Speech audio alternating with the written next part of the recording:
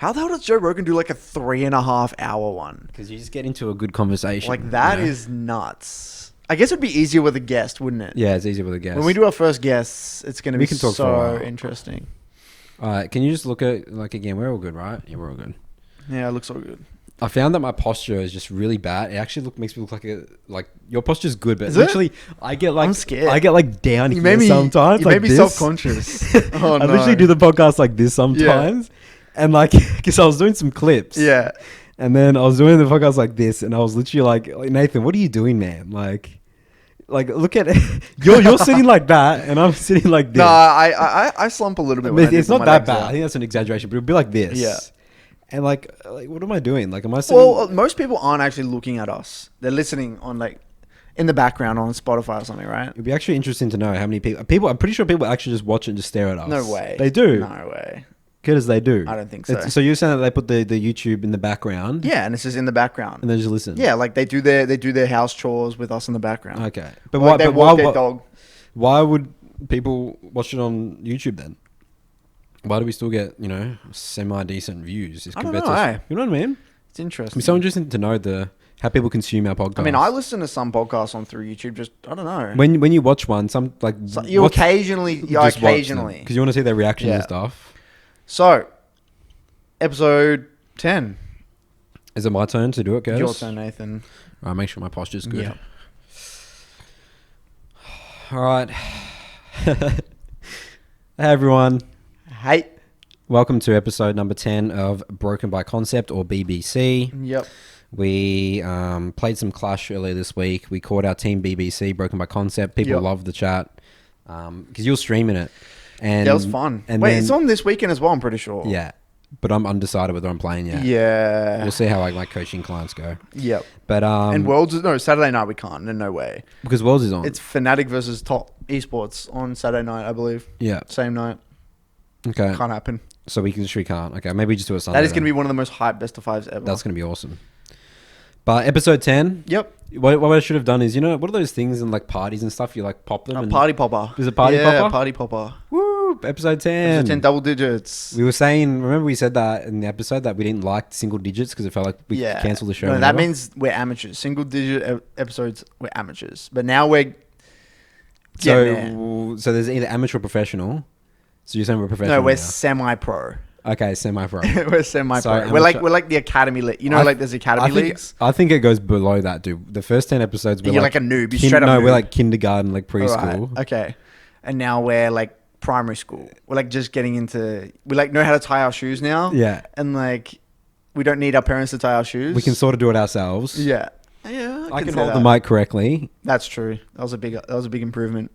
By the way, there was a comment saying that this guy has heard no audio issues and he's That listened guy's to all just of a them. fanboy of you. Is he really? Yeah, I think so. There's no way he didn't.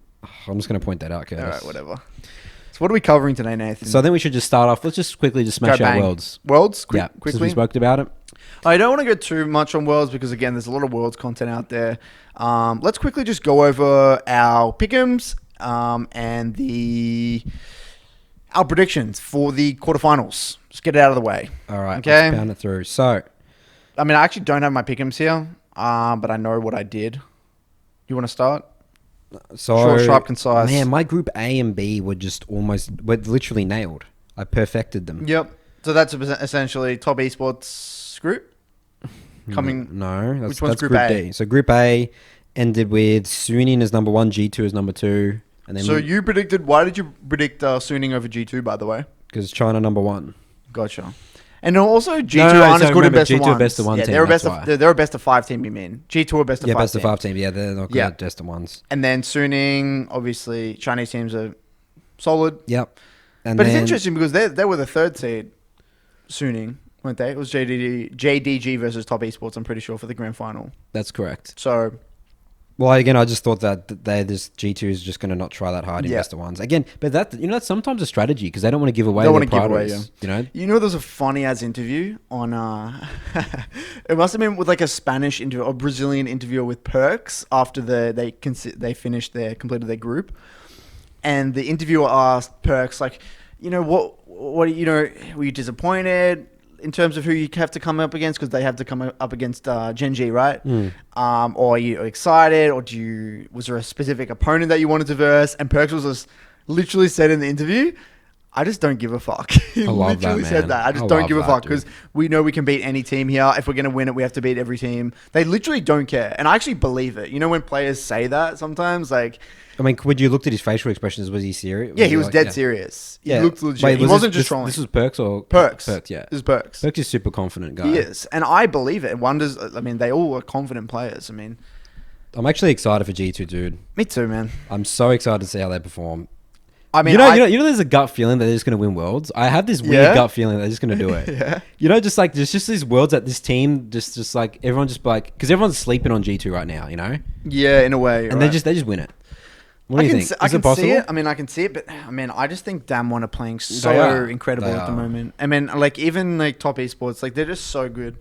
I mean, for me, I'm just a Damwon fanboy. I just think Damwon play beautiful League of Legends. I think obviously top esports have like individually some of the best players, but as a team, Damwon, I just think they're flawless. Like, did you get Group A correct, Curtis? I think that was the only. Wait, who came third? Oh no, I actually put Marchi over Liquid. Yeah, I thought Liquid would completely shit the bed. Okay.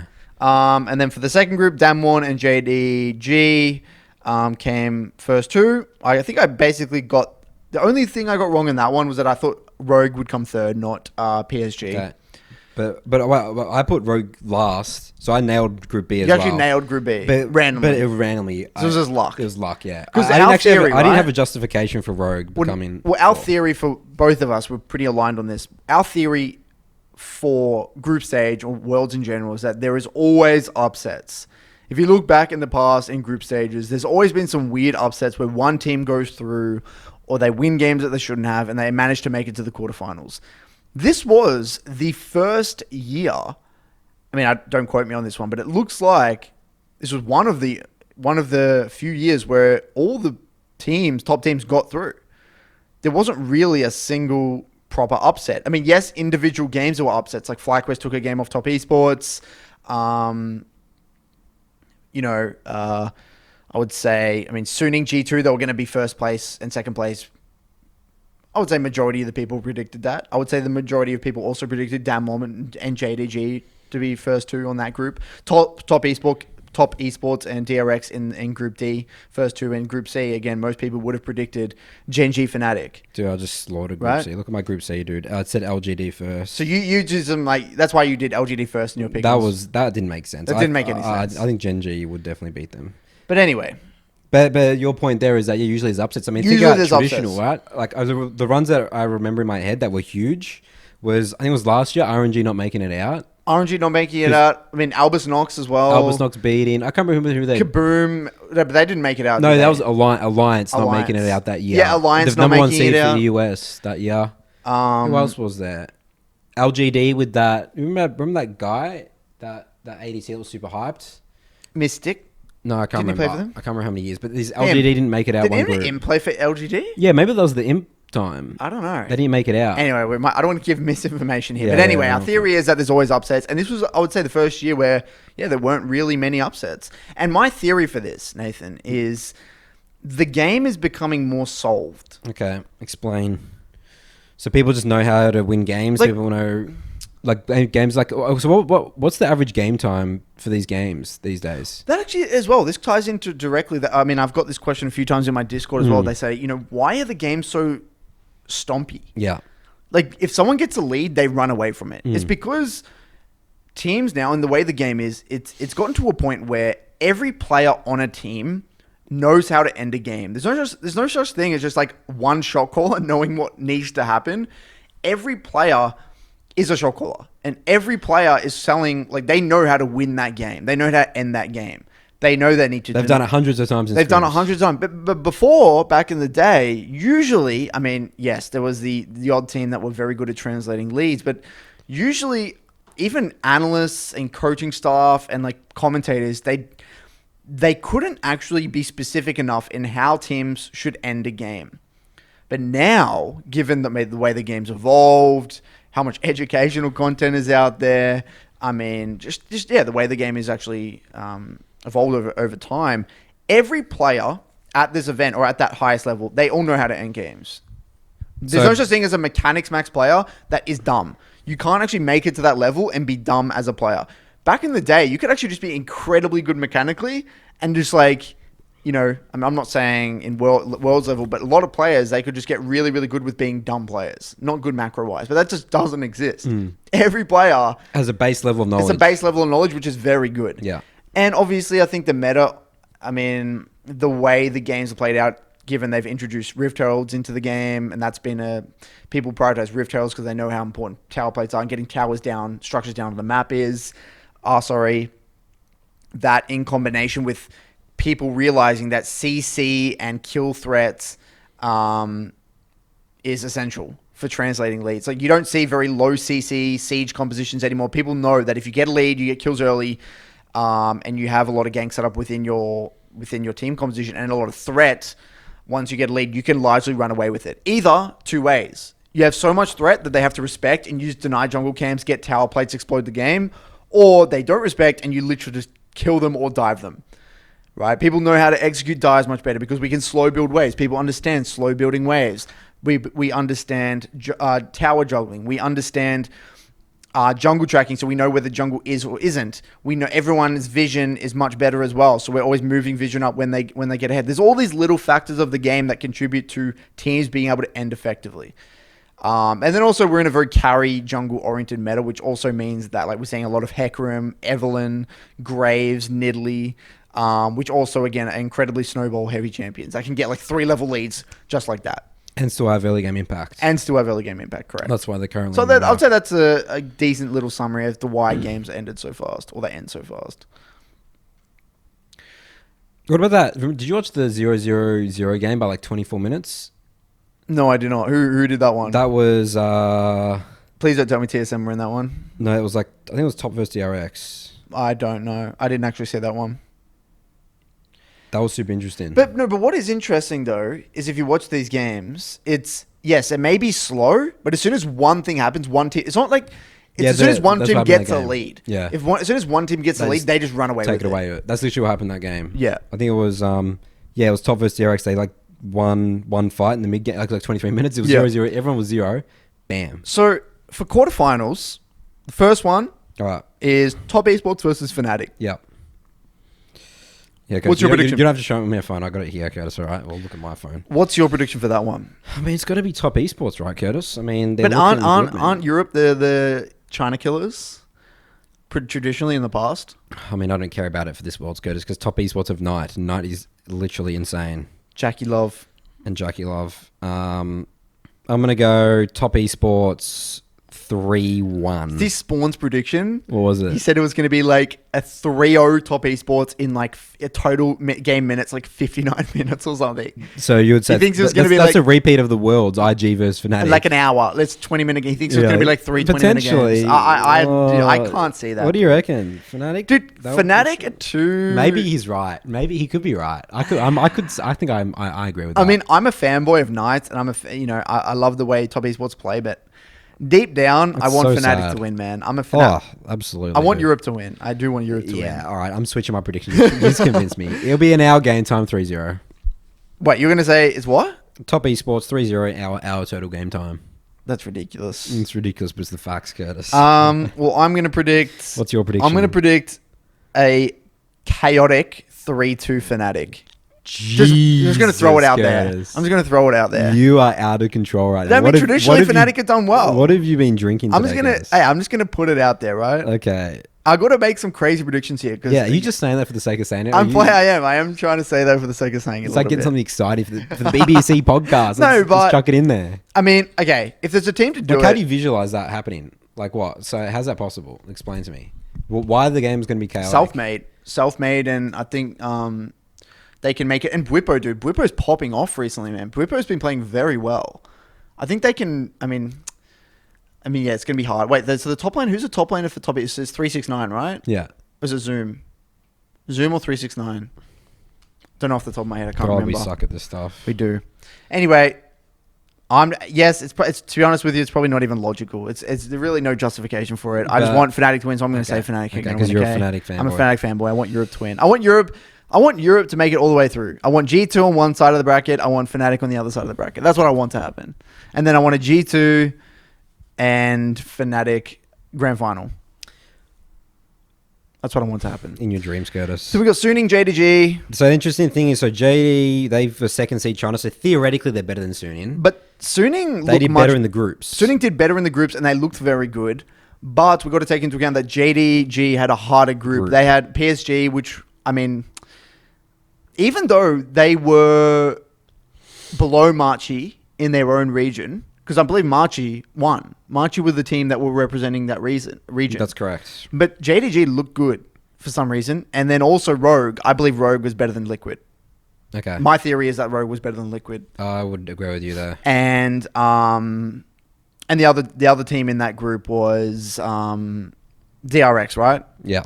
So I would say that, I mean, arguably, I think they had the harder group. So... No, wait, so you're saying Suning or... No, I'm saying JDG had the harder group. Yeah, they had DWG in their group. Oh, they had DWG, not DRX. Yeah, okay. Yeah. DRX is in the top esports one. Right. Yeah, I mean, I think they had a very tricky group. But I do think that Suning are playing very, very well. So I'm actually going to say Suning's going to win that. So I'm just going to say 3-1. Okay. I'm going to say this is going to be pretty close. And this is going to be 3-2 to JDG. Okay. So I've got Fnatic winning, Suning winning, and then Gen G, G2. I mean, again, I just want G2 to win. I think G2 are going to win 3-2. Oh, that's going to be a series, Game 5, man. G2 are going to pull it out. 3-2. 3-2. You know what, Curtis? What I'm going to say? What?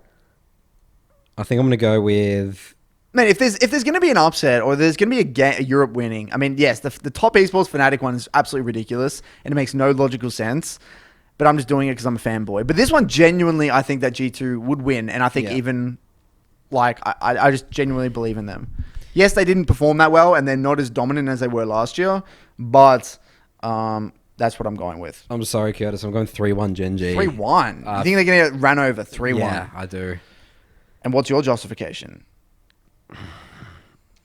I just think... Where's the skill gap? I mean, bot lane, Ruler does skill gap perks, right? Yeah. Ruler is significantly better. Yeah. But, I mean, Mickey X has been playing incredibly. I think Mickey X has been playing very well for G2. So, I mean, I can see it, I guess, through bot lane. I can't see it through mid because I don't think BDD is the same caliber of player as, say, a Knight or a Showmaker. So, I mean... I just think Jankos is lacking. Jankos is lacking, I agree. And... he's just going to struggle, man. It's cleared, right, for Gen G? Yeah, Gen G cleared. If you're... Oh, man, if you... We are in a meta where... If your bot lane's getting hard pressured and stuff like that, and you're, you know... We are in a meta where jungle diff is apparent. Like, if there's going to be a meta where G2 struggle, it is this one. Yeah. Because Jankos is not a carry. That's pretty much my justification. He's not a carry. So I'm going 3-1 for Gen G. And Ruler's a beast. So that's for me, that's literally 2 Chinese teams. Yes, 2 Chinese teams. Korea. And then that means it would be top esports for you. It would be top esports versus JDG in the semis. Yeah. Okay, we'll get to that in another podcast. And then we got Damwon. Last group is Damwon, DRX. I think just Damwon. Yeah, DWG. I believe they stomped them, right? I'm pretty sure that was LCK. That was the LCK grand final, wasn't it? It was a 3-0. Yeah, that's right. So I believe, it'll be closer, but yeah, I do believe Damwon's going to take that one out. They're playing incredibly good League of Legends right now. Cool. All right, that's our predictions. We'll see. Interesting to see. Yep. So the first, when is it? Is it 2 days from now or Saturday? You said our time, so 2 days. No, but there's games tonight. Oh, wait, there's not. That's not the first game. So there's one game tonight. Is the DRX game, I believe. So they're doing it backwards. Yeah, which is going to be awesome. It's going to be cool. So, moving on. So let's get into some topics, Curtis. You got a topic about rank 1 players. You want to get into this? So I wanted to actually touch on this last episode, but because we talked a lot about SoloQ last episode. Yeah, we did. And problems with NA and stuff like that. So I wanted to take an opportunity to, get your thoughts and just dive deeper into what it takes to become a rank 1 player. Now, like when we talk about rank 1, we're talking about literally number 1 spot. Literally rank 1. Everyone loves to say that they're rank 1 for I mean, I guess you can be rank 1. Like there's a lot of players that have been rank 1. Yep. Every season, it shifts. It shifts. Yeah. But I want this to be largely what qualities, why are certain players able to get rank 1, what it takes to get rank 1, because we've obviously, speaking of players who've been rank 1 in other servers as well. And I've done a lot of research. I mean, I've watched a lot of games from rank 1 players and other regions. So I wanted to just go deep in this, specifically as well. What very makes specifically. a rank 1 player in League of Legends? So I think where we should kick it off is let's actually talk about we'll go through who the rank 1 players are currently as it stands in the major regions. And we'll even talk about OS because, we have personal experiences in Oceania as well. And we'll just go from there. Okay? So rank 1... So let's actually just quickly look at the roles without saying names. Okay, yeah, let's look at roles. Rank 1 player is a top laner in NA. Yep. In EU is a support. In Korea is a mid. Mid. China's... A mid. Mid. In the super server, yeah, a mid. And then we had OS, which was an 80 carry. Yeah. So, there's a lot of split there then. Okay, but Europe, EU West... Agurin was rank 1. He's a jungler for pretty much the majority of the season. Oh, right. He was the Kha'zix player. Okay. This was just really recently the Janna player. So let's actually start there then. EUS. Let's start with EUS. So the rank 1 EUS player is the Janna player. I believe his name is... His account name's XT. But isn't his name before that? Yeah. It was Uppo. Yeah, so he's like an infamous toxic... L9. I think it was the inventor of the L9 club. Oh, right. So it's a very toxic... I mean... I don't know anything about the L9 club. So hopefully you don't give misinformation there, but I know that he's incredibly toxic. Yeah. There's seen a lot of clips of him I've seen over Reddit, on YouTube. This guy is... psychotic. He's genuinely... Is that the way you used to describe yes, him? he is psychotic. Yeah. And, I do respect his gameplay. I've watched quite a bit of his VODs, and he did solo queue. So this is always the thing. People duo queue to They duo queue, most of them. Now... thing with this guy, there's a caveat to this Janna player. He did this weird trick where he was in his master tier promos and you win 2 and then you dodge 3. And he did that multiple times. And then what it does, you boost your MMR to an insane amount. I don't know how many times he did. Right? You got to win. I saw somewhere on Reddit, whatever, they were talking about how many times he did it. Someone wrote down, and there was a few people agreeing with it, that he did something like 20-something times. Interesting. So he 1-2 and then dodge 3. 1-2, dodge 3. 1-2, dodge 3. And then what happens when you eventually promote to Challenger, your MMR is through the roof, where you're getting like plus 32. And even when you lose, you're only losing like -5. Now, he did it so much, because usually why it's so hard to get rank 1 is by the time you get up to the upper echelons of SoloQ, whether you're getting top 10, top 5, 1,000 LP plus, the LP gains slow down significantly and you lose a lot. But he still, even when he was like rank 3, rank 2, he was in rank 1, he's still getting plus 30 and like a -6 or a -8. Now, yes, not to take anything away, he obviously is a very good player and a very good solo queue player. You don't get rank 1. You don't get rank 1 by luck. Yes, his MMR did his MMR boosting trick, but there are a lot of interesting things to assess about his gameplay. Now, I took a look at some of his VODs. I actually downloaded the direct replays from his OPGG and took a look at how he won games. So he only plays Janna, this guy. He literally only has Janna played on his account. He gets support every game. You would just dodge. Janna. I mean, I'm assuming because people just ban it. What's going on there? He must dodge a lot. I'm assuming. Yeah. And he goes airy every game with heal. And he goes most games as well. With Janna, he goes airing with like Gathering Storm. He goes Gathering Storm as well, so like which is so weird. And he goes Absolute Focus, which does make sense because you're just non-committal, just poke from distance. Yeah. And he plays very defensive in the laning phase. Yes, he weaves in Ws and things like that, but he maxes W for poke. And I then believe you get more movement speed from the W, the passive movement speed on the W as well. But he roams a lot. He is very, very good at roaming. Level 3 roam? Yeah. Level 3, like, as long as his 80 carries wave is in a decent spot, he will roam. So he roams and he throws a W. And yes, he's not afraid to go down in levels to get off a roam and influence a skirmish on top side. Yeah, so you're going to top crab. Yeah, there was games where he was like level 2, level 3 for like a long ass time, but he was influencing mid and influencing top scuttle fights consistently. But he knew that that was what was going to win him games. And Janna in those scrappy skirmishes is actually very annoying. Because you have heal, you have this shield that gives people AD, and you slow people down, and you're incredibly fast. You're an incredibly fast champion. By the way, that's actually another thing that's broken by concept. Shields in League of Legends. Because shields bait people. They do. That's especially actually a good low one, elo actually. players. That was actually one of my philosophies with Udyr as well, dude. My shield.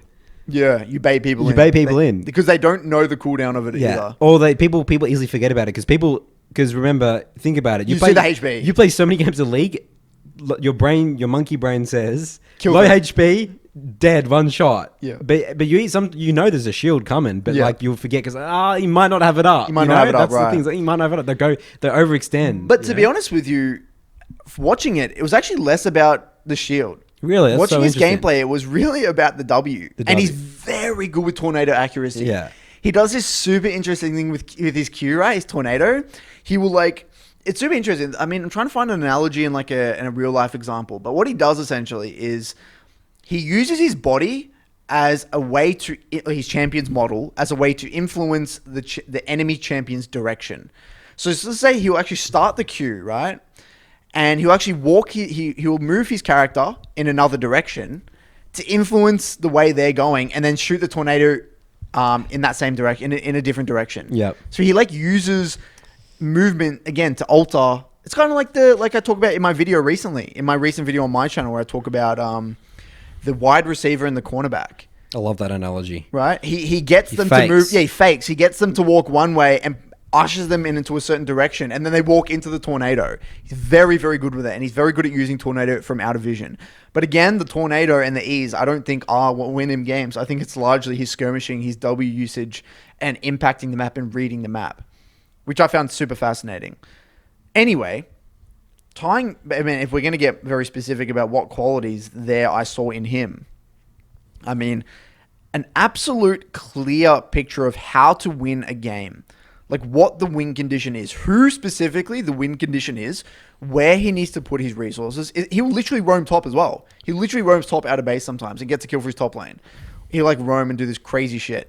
He knows where he needs to be. In the games you look at, do you remember what the top matchups were? Like, is he roaming into a Maokai? The games I would mainly look at, he influenced his jungler the most. Yeah. That's where he was winning. And what games. does that look like? There's a top river, there's a top scuttle skirmish, or there's a 2v2 mid jungle fight around the Raptors, and he gets there first every single time. He's way faster than everyone else. And he takes Relentless Hunter and in the secondary tree. I can't remember what his secondary tree was, but that would make sense. Right? Yeah. What do you take there if you go Zombie Ward, Relentless Hunter? Usually go Zombie Ward and Relentless Hunter. Yeah. But all I remember is that his main tree was Sorcery, and he used to go Absolute Focus and Gathering Storm. But very, very interesting player, and his game sense and how to who needs the resources to win the game is very important. It's not about him getting fed.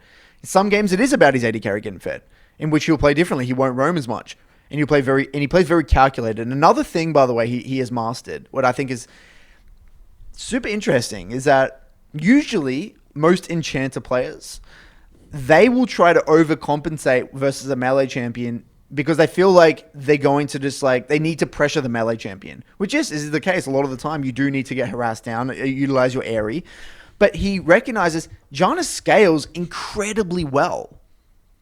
And he doesn't all in on the early poke laning phase with Airy and Scorch. He goes Gathering Storm, and yes, if he can't pressure, passive in lane. He plays actually quite passive. Yeah, he's not actually that hardcore aggressive harass champion, and a lot of the time he's literally giving the push levels 1 and 2 in a lot of matchups. I was looking. Interesting. So I was confused about that as well. So very creative. And so he's not really playing to dominate lane phase. It's just roams. Yeah, I mean that's my interpretation. Scale. Yes, roam and scale. Use the roams to get other people ahead to scale into mid game, and then you're super annoying. Works. But I would say obviously he has exploited the MMR system in some. He's exploited the MMR system. He didn't duo, right? But I'm sure this player could do it with multiple champions. Yeah. I mean, this guy is good enough at the game. It's not to do with Janna specifically. This is what people get caught up with, oh no, Janna, that means Janna's OP, right? No, nothing to do with Janna. Yes, he's made Janna look good, and he has this niche strategy that works. But this guy is good. He could largely have done that with a lot of other enchanters or a lot of other supports.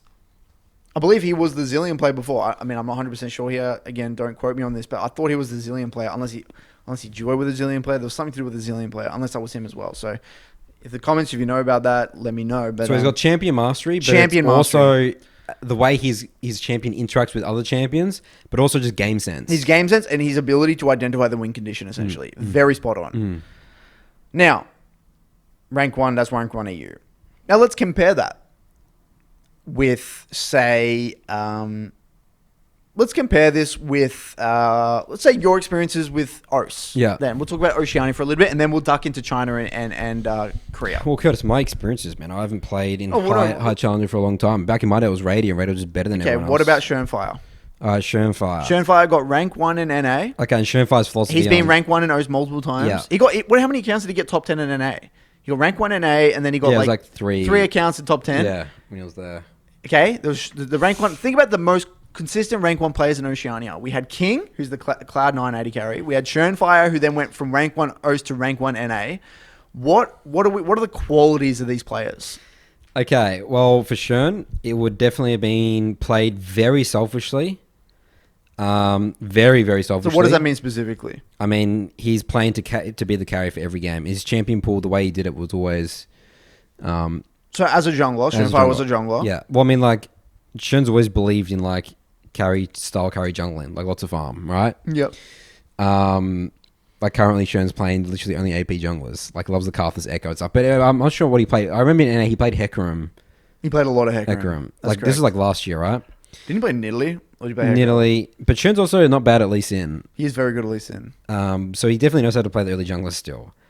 But Shern would always say, you've got to control your team. That's what Calvin used to say as well, King. Okay, well, he also took it very seriously. Like, Shern was like, I'm getting rank 1, dude. You know, like, that was the way he went into it. He'd be like, I'm playing SoloQ, you know? Because a lot of the players in SoloQ, I feel like, people want it, but, like, they don't want it as much as Shern did. You know? Yeah. Shern was like, I'm just going to go rank 1. Shern is like... Like, Shern literally says, I'm going to NA to get rank 1. And he gets it, you know? Yeah. No, but that's, like, their sole focus. Yeah, it's their sole focus. What's weird about getting rank 1, though, and as you get into high challenger games, like, if I'm finding now, so right now on my main account, I'm sitting at around rank 15, 16-ish. And it becomes like a miniature meta. Because what happens when you're at the top of a server is that it doesn't matter what server you're in, you know all the players, right? So you know, it's very strange because you know... People are banning each other out. Yeah, people will ban each other out. There's weird metas and mind games and how they know how you win games. You're playing against the same players all the time. Yeah, so it actually becomes less about... I mean, yes, you have to be the better player, but you got to know where... It's weird. You got to like know who can and can't carry. You know where to put your resources. You know like who the actual win condition is in every game. You know when to dodge. Because there's a bit of a player difference as well in some of those games. You know when to dodge. You do know when to dodge. Yeah. You actually do have to dodge to get rank 1. Yeah. You 100% have to dodge. You can't play every game out. What will be interesting though, just a little bit of a detour here. Rank 1, even though Shern didn't duo, there's a lot of people who nowadays get high elo because they duo. That's removed. So the rank 1 player next season is genuinely rank 1 going to be rank 1. Yeah. Like that Pansar Dragon in A when he got rank 1. I mean, I was just looking at his VODs. He did duo. Yeah. Right? Yeah. Quite often. Yeah. So there's certain players that get rank 1 that duo. Anyway, back to the qualities. Now, you were saying how a little bit there, Shern said, you got to control your teammates. Yeah. Micromanage them. Lane assignments, junglers, like, it is your responsibility to track at the end of the day. Pings. As a jungler, a jungler, yeah. You know, like, I think you definitely do have a bit more influence, from his perspective. I remember watching Shern play, and I remember, like, I used to love watching him play sitting behind his computer, because he would be, like, clearing, like, he'd be, like, about to gank top lane, and as he's approaching a gank top lane, he would ping where the enemy jungler was on bot side to let his bot lane know that's where the jungler is, so he's going for this gank and, like, ping play weak side. He would control his bot lane while he's going for a gank, and as soon as the gank was over, he would instantly pan camera bot and ping them off, because he's so obsessed. Because he's showed on the map, they're like, okay, and that's a free gank bot. Because he knows he wants to dominate the enemy jungler. Yeah. And in order to dominate the enemy jungler, you not only have to actually take more opportunities in the enemy and execute them, you have to remove the enemy's opportunities as well. That's right. Through tracking them, warding, pinging them, all of those things, and literally micromanaging your team. It always reminds me of Calvin as well. When King got rank 1 consistently in OS, being in his games, he would just like, as soon as he got bot tower, even as he was killing it, he would already be telling his top laner, shove and reset. Or like, he'd say, top swap bot. He'd be saying, jungle come topside, hover me topside, play for Rift. He'd ping Rift and Dragons way in advance. Like, he was micromanaging everyone in the team. And not just as he's walking, like way in advance. Because again, he wants people to be efficient with farm. He's helping his team do their job better. Now, you can't do that as an average player because your miners be exploding, right? That takes incredible mastery of your champion. Incredible mastery. Also understanding what it feels like to close out a game like that. That's a skill to be learned. You know, Shern visualized winning game, and he knew how to win a game. Yeah. He visualized exactly how to win a game. I mean, you got to have champion mastery. You got to know exactly what it takes to win a game with this champion. What sort of champions? How do you need to play into X champions? How do you need to play into Y champions? What sort of game pace? How do you need to play team fights? What objectives are you able to get and not get, and why? What sort of lane assignments? Where on the map do you want to fight and don't want to fight, and why? Like, some champions want to fight in isolated 2v2. Some want to create chaos and blow flashes and fight in the enemy jungle. Some want to fight in open areas. Some teams want to siege. Like, you got to know these conditions, because if you don't even know what you're trying to bring about, then you're just coin flipping games, right? At the end of the day, like, you can make decisions in the game that increase the chances of certain things happening. Thing, increase the chances. The common narrative I always hear, it's like, especially lower elo players, is like, you know, sometimes I tell, like, well, you know, this play actually could have gone a lot better, or you could have won this game quicker if you just told your bot lane to go top. It's like, well, Nathan, don't listen to me.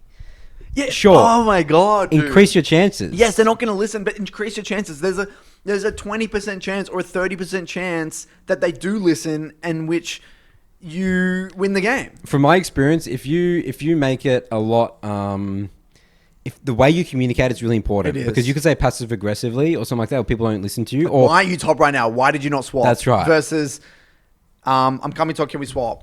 I think there was an example in, I think literally a coaching session today, right? Literally, 2 different ways you could have approached this in terms of typing. Yeah. So, the Nocturne, the situation was, he tried to gank mid.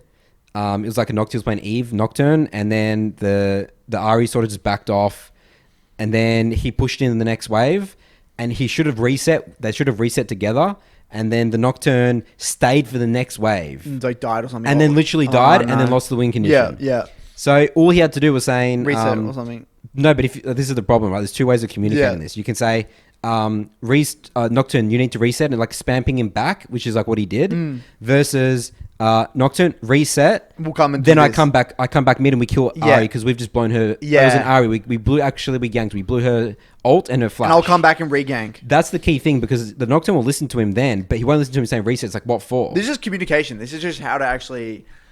It's like, I don't know what the word is, but it's like you're communicating in a way to make them feel not defensive. That's right. Because you don't want them to be like, feel like attacked. There's an actual plan going on here. I'm literally planning. It's like, we're going to reset, and then I'm going to come and help you. You know what the worst thing you can do, though, in these situations is literally say, after they don't reset, you say, like you say something after they die. If you say anything... It's like, oh, you should have reset. Or why did you not listen? Or it's game over. No, that guy's tilted out of the fucking game. It's not game over, Curtis. It's not game over. Okay. You're decreasing the chances of now winning. Yes, you're decreasing your chances of winning. Significantly. All right. Yeah, I was even saying... So I was helping a guy in my Discord today as well. Just on the side. And we're going over this game with Swain, right? And the way Swain wins games is, because you're not a proactive champion. You have no proactive ability. You can't roam. Your wave clear is pretty dog shit. This is why I don't recommend Swain, right? It's very difficult to win a game. And the only redeeming factor about this champion is that your front-to-back team fighting and you're fighting around objectives is very good, right? You're the Swain, you're this massive bird, and you're running around with Conqueror, zoning people. And you just play these team fights. You have to... In order to increase the chances of you winning that game, you need to get your team grouped on this dragon as it spawns. Because that's the only thing your champion can do to win the game. So, you need to be saying way in advance, 45 seconds, a minute before. Not 5 seconds before. Oh, we should be doing this. You need to be there as it spawns. You need to be say 5 mid, group mid. We win this drag fight. Fight on dragon spawn. Come on dragon on spawn. Be mid now, like way in advance. And you lead by example by literally pinging, telling them where they need to be, way in advance, giving them plenty of time. And the way I frame it is, you need to make their decision like you need to make the game as easy as possible. As easy as possible for them. You need to make it as easy as possible for them to make the right decision. Because most people who play the game or we play for fun or they don't watch our videos or whatever, they have no idea what they're doing. And you know what? This is my theory with people making poor quality decisions. The only reason, or I would say not the only, I'm going to say majority of the time people make poor quality decisions is because they don't know what the fuck to do.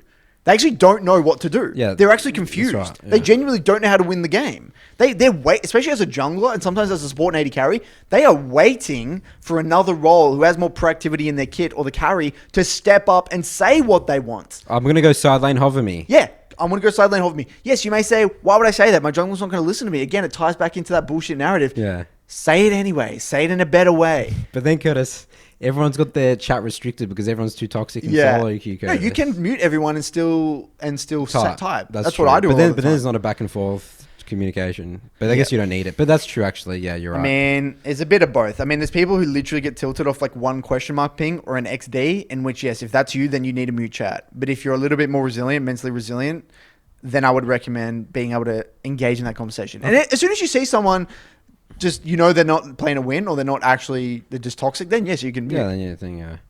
Because I've never muted chat in my life. That's insane. Ever. You're mentally tough. There's some games where I have to I just mute. It's like, I'm not dealing with this, man. I'm just not dealing with this. I had a game. I told you this as well. I just thought this was a funny one. Yeah. This is like a guy who used to be a pro player. Yeah. And then he got benched for his team, right? Yeah. And he's like a pretty good SoloQ jungler. Like he sits around 500, 600 LP. He went to a cream boot camp. I don't know what rank you got over there, but he's not a bad jungler. And he consistently gets early game leads. He knows how to kill people in the early laning phase. He's very good, like in the early game at getting leads. Now he gets very fed as Hecarim. And like I set up a kill for him. I manipulate the wave very well for him. He gets an early kill, capitalize on my wave state. Very good. I'm like, nice. He starts to snowball as Hecarim. We know, or some of the people out there who watch Nathan content or play Hecarim themselves, you know Hecarim's the drive-by mindset's a very snowball. Drive-by mindset. Very snowball-oriented champion. You want a lot of CS. You're selfish. You're very selfish. And he was, and it was great. And I was like, great, this guy can carry the game now. Yeah. He had 3 winning lanes at this point, essentially. 3 winning lanes. He didn't stack dragons, which is a sin. In my opinion, I don't know if you talk about this in your content. Yeah. Stacking dragons in high elo games anyway is like crucial. I mean, in my games, it literally loses you the game. I don't like having the mindset to stack dragons because people will emphasize the first dragon so much and die over an unfavorable fight. No, but I'm saying if you get ahead. If you're ahead. Yeah, if you're ahead. It's a free dragon. It takes 10 seconds to take. They're not contesting it. Just take the damn dragon. So if you have 3 winning, your mid lane's bot and your bot lane's winning, they're stomping, that means dragon, right? Or that means you should at least attempt to stack dragons. But not only did we not get any, we got like 1 dragon. The enemy had 2 dragons somehow, or for whatever reason. And it got to the game stalled out to 38 minutes for some reason because we hadn't stacked dragons and we couldn't end the game because we didn't have a win con. We couldn't siege. We needed Dragon Soul. And he gave 2 shutdowns. And he wasn't hovering me in the mid game. So his mid game was atrocious, right? And then I'm like, as we're pushing the Nexus, I type, I literally said, what did I say specifically? I said, hey, I won't say his name. Hey, X-person, how come you didn't stack dragons this game? And he said, why did my team do nothing? That was literally, why did my team do nothing? Quite. And this is a guy who was a pro player trying to obviously be a pro or try to improve. And that's the response I get.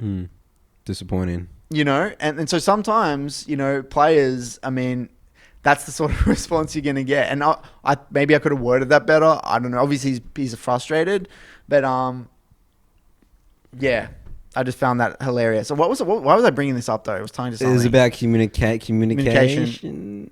Or people's narrative, muting chat. Anyway, I don't know why. Why did I share that story, to be honest? Bit of a pointless story. I just found it interesting. SoloQ Adventures. We SoloQ should have a segment on the podcast, Curtis. The SoloQ Adventures of Curtis and Nathan. We should share stories. Yeah, I just found that funny. Anyway. So we're going anyway. We're talking about taking control of a game, weren't we? We're talking about Calvin. Yeah. Shernfire. To get to rank 1, that's an element of it. You need to take control of games. And you just be incredibly competent individually. Yeah. But I also, like I said, it's there's such a big difference between getting challenger and then getting rank 1. Like, you just got to have a completely different mindset. Absolutely. It's just a whole there's more mindset than actual skill set. Yeah, then we know that. We know from even myself and you coaching high elo players a lot of the time, the difference between a 600 LP challenger player and the difference between them getting 600 LP and like 1k LP, a lot of the time is pure mental. If you have the ability to get 600 LP already, it's highly likely that you already have the ability micro-wise and macro-wise to get 1,000. But the difference all mental. Mind games. I mean, I'm not all of it, but I would say a large portion of it is mental. It is your ability to focus intensely in these games and not get tilted. Because you know every one of these players, the same game, in and out. And you're going to have mental blocks versus certain players. You're going to get mental blocks versus certain champions. You're going to be in your head because you're so close to getting this X rank that you're so proud of getting. This ego gets involved. It's an incredibly emotional thing. High elo challenger games. It's an incredibly difficult thing. And we know, I mean, for me, like the difference between me largely getting from like, again, 500, 600 LP and onwards is just pure mental. Am I able to stay focused in these games and not tilt and play my best? And same for you and Will, by the sounds of it. Will seems to be the mental aspect of the game seems to be a massive one for Will, right? In your Discord. So it's a whole different ball game. So riffing on from that, that's the OS players we had. I mean, they were the true. They're not rank 1 now. I mean, King actually was rank 1, but he decayed or something, so he's not rank 1 anymore. And what else about Calvin do you know before we move on to China and Korea? What else do we know about King as a rank 1 player? What makes him so good? Off the top of your head, or do you think we covered most of what makes King such a good rank 1 player? Does it matter about role, Curtis? Is ADC the weakest role in the meta right now? I only think. I mean, he does duo a lot of games. Yeah, King. Yeah. I mean, I don't think AD carries will be able to get rank 1 when they remove SoloQ. Yeah. I think it's just going to go back to mid lane and junglers. I mean, ideally, jungle should be getting rank 1. I don't see how a mid laner should be getting rank 1 over a jungler. But really? That's what I think. I think jungle's the best SoloQ role right now, at least. I think just by concept, literally just by concept. Curtis, where's the junglers that are rank 1 on all these servers? Explain to me. Even look at the top 10. There's not many junglers around. It's fascinating. I don't understand why. I personally think mid lane, dude. Honestly, why? I just think it's just a busted role, man. I mean, it can be very snowballing. All right, let's talk about the mid laners in Korea and China. So the rank 1 guy. This is the super. Okay, server. so this is both the mid lane. Okay, let's talk about Korea. Yeah, Korea and China. So rank 1, Korea right now is the Zoe one trick. Right, he's a Zoe one trick. I've watched this guy for so long. You spoke about him briefly about talking about narratives for builds. His build's different from what everyone else says. Yeah, because he's the build I like. Yeah. He plays the Zoe build that I like. Yeah. Which is the very aggressive electrocute, time warp tonic, biscuits. You don't go sorcery, you're not going air, you're not going Nimbus Cloak, you're going corrupting pot every game, playing very fast, going Ludens, Morellos. I love this style. It's very fast, very aggressive, fast paced, and obviously in high elo challenger games, this is what's important because the game pace is, so incredibly fast paced. But I mean, Zoe, let's actually bring it back. He's a Zoe one trick. He's been consistently around 1,000 LP for, I know, 100% the last season. Even before that, he's been challenger for quite a long time. He basically only goes the same build and the same runes nearly every single game. I've watched a lot of his VODs, and the way he plays again is very, very fast paced, very aggressive, heavy trading. Often gets solo kills. Is he limit testing, or is he doing like? Well, he knows how to play essentially. He's mastered how to play mid jungle 2v2s. Okay. Because Zoe's the ultimate mid jungle 2v2 champion, both for setting up ganks, absolutely, for crappy skirmishes, picking up summoners, blowing flashes, igniting people. A good people. Zoe E just insta wins you a game. He's incredibly accurate with his E's. Yeah. He weaves in his Qs and lane and auto attacks incredibly well. And the great thing about it, and this is why this is actually the way I've been climbing with Orianna at the moment. This is actually the way Dopa, who also recently got rank 1, but he dropped to rank 4. He's very close though. There's only like an 80 LP difference between Dopa rank 4 and this guy rank 1. Is that it's the versatility of this rune setup in these builds. They go very fast paced because, the great thing about it, if you go Corrupt Import with Time Warp Tonic and Biscuits, you can play very fast paced. You go back to base early, get a Dark Sword and another Doran's Ring. You can play very aggressive. You can win lane very hard and play for these 2v2 skirmishes, which I believe climbing SoloQ as a mid laner is all about at the high elos. It's all about complementing your jungler, making his life as easy as possible by getting pressure or setting up ganks. You're either doing one or the other. Either solo killing, which Orianna is kind of hard. You're either solo killing, but Zoe, he does that. You're getting significant pressure by slow building waves, allowing your jungler to do things like invade, dive sides, and back them up, or help them on invades, that sort of thing. Or you're the first one to reach the scuttle fights. Or you're literally holding the wave, freezing it, and setting up ganks with your CC. And Orianna Pro 6 can literally flip someone deep into the lane. Obviously, Zoe has a lot of hard CC and forces people to take cleanse as well, which is very, very annoying for a lot of mid laners. Or he's just straight up winning trades. So you make your jungler's life easy as possible. And with this build, with this style of playing mid lane, Corrupt Import, Time Warp Tonic, whatever, you can play incredibly aggressive. And you take attack speed in the runes as well, so you can auto-attack down the wave without having to use mana on the wave, so you can use your mana on the enemy instead of the wave, so you have more access to resources. And it's just so easy to get priority. It's so easy to bully out your opponent. And I would say, yeah, that's how Dopa was able to climb an Orianna. That's how I'm able to get 750 LP with me and my Orianna. That's how the Zoe player plays that champion. It's the ultimate style of playing mid lane in SoloQ, in my opinion. But again, it's not about you and how often you're solo killing. It's not about dominating your opponent. It's about, again, that's one element, taking good trades, but largely understanding the game pace, adapting to the game pace, and complementing your jungler. Because if you get your jungler ahead, you get ahead mid jungle, you can run over that game. And he's very good at it. Does he roam? Skirmish, he roams a lot. He does very creative roams, by the way, this guy. He actually, I've seen him often do roams out of base as a Zoe. Are we talking about doing B-level roams? No, or? not Doinby level roams. Doinby does incredibly inefficient roams. But, because Chinese Super Server is actually much faster paced than Korean. Korea is a bit more slower, isn't it? It is slow. It's slower. Okay. It is slower than... But China's like the next level. China's the next level. Yeah, Chinese Super Server is next level aggressive. Yeah. But Korea is fast, definitely fast, but it's not as fast as Chinese Super Server from my experience watching them. Yeah, and he's just very good at skirmishing, essentially. He's master skirmishing, and Zoe's the perfect solo Q champ for that. Which, might as well talk about Dopo as well, right? Probably one of the most famous rank 1 players of all time. I mean, Dopa just... props to Dopa, dude. Consistently an amazing solo Q champ. Since Season 2, Season 3. With such a unique champion pool. No matter what, he finds a way to make Twisted Fate and Orianna work. Yeah. And Lulu. That's amazing. He's done that every single season. Man. He finds a way. Whether it's through the way he plays the laning phase, whether it's certain runes, whether it's certain builds. He finds a way to get it done. Yeah.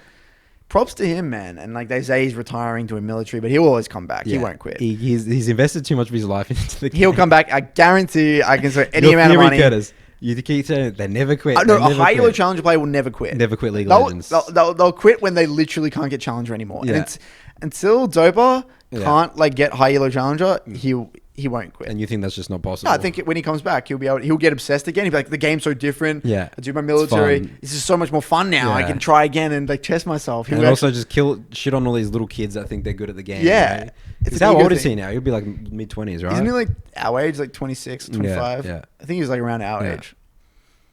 But yeah, he again, most of his games were Orianna, by the way, with Dopa. He didn't actually play Twisted Fate that much. He only played Twisted Fate when into certain matchups. He liked playing Twisted Fate into Akali with Electrocute. And when he did play Twisted Fate on his recent climb, by the way, he never went the scaling unsealed spellbook route. He always went Electrocute. He went Electrocute with Ignite and Time Warp Tonic and Corrupting Pot. He went very fast, aggressive. But he only played Twisted Fate like that into those. He played it into Akali. He played it into, I believe he even played, it was another melee champion he played it into. Silas and Akali, he played it. And I think he even might have played it into Galio as well. But he played this very aggressive style. He very rarely went the unsealed spellbook route. And most other games he was playing Orianna. And again, the same thing with Dopa. The trick is to rank 1 again. You don't need to do anything special in a way. That's a misconception about rank 1 players as well. What do you think people think? What do you think the average person thinks about a rank 1 player? They think they have to 1v9 carry every game, right? I don't know. They think they're... Because the way you win... No one thinks about it, man. No, because the way you win a game in Platinum or Diamond is so different to the way you win a game in Challenger. Yeah, even that Rank 1 player would play differently in Platinum. Yes, they would play differently. Dopa would play 100% differently. Yeah. He wouldn't play that style in Platinum or Diamond, no matter what. If he was boosting, he would not play that style. I guarantee you. Do you know? So how is it different in your take on it? Why is it different? Because I feel like this is the Curtis show, man. I feel like all I've been doing is talking. Yeah, I feel bad. Listening to you, just educate me, Curtis. Okay, this is the mid lane Nathan education. Yeah, I've watched a lot. Curtis. Well, no, Curtis. I handballed it to you because I don't know shit about mid. Right. And these are the rank 1 mid players. Okay. Okay. Yeah, you want me to keep riffing on this then? Yeah. Okay. So there's Dopa. And then the Chinese guy. That's the Cassio guy. Sorry, right? guy. Yeah, but now in the Chinese Super Server, the rank 1 guy is a Cassio one trick. I mean, he does play other champions. He actually does. He's not actually really one trick. I've seen him play Vlad and Cassidy and some other champions. But majority of the time, he is playing Cassio with this one specific style.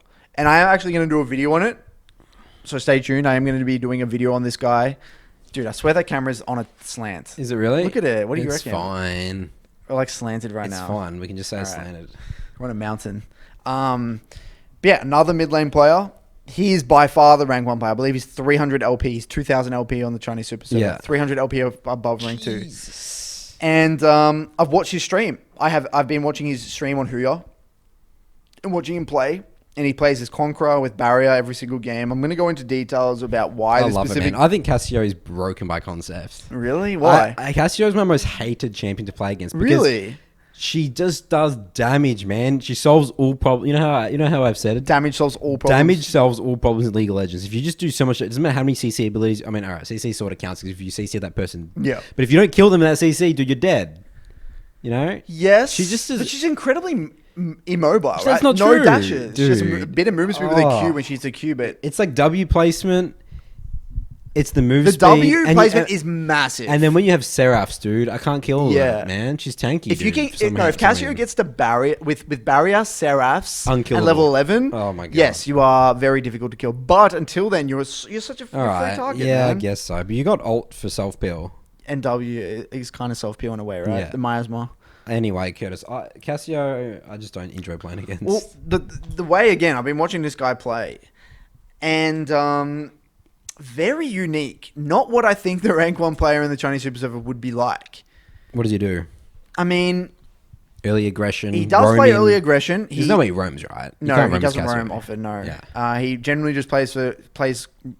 I mean, he takes good trades. Doesn't play overly aggressive. He's happy to give pressure early if need be. But a lot of the time, he's very good at weaving in auto attacks. He's very good at faking abilities.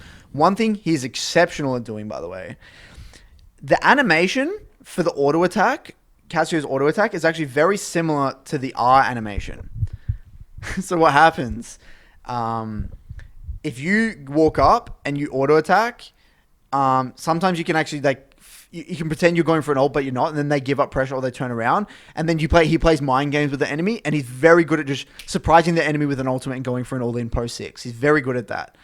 But the main thing he's very good at doing is weaving in auto attacks early, and he actually goes Doran's Ring every single time. He doesn't go Sapphire Crystal. He doesn't go Corrupting Pot. He goes Doran's Ring, and he actually plays the early lane somewhat slow and calculated, but he's very good at taking solid trades where he doesn't take too much damage because he weaves in auto attacks and with his E.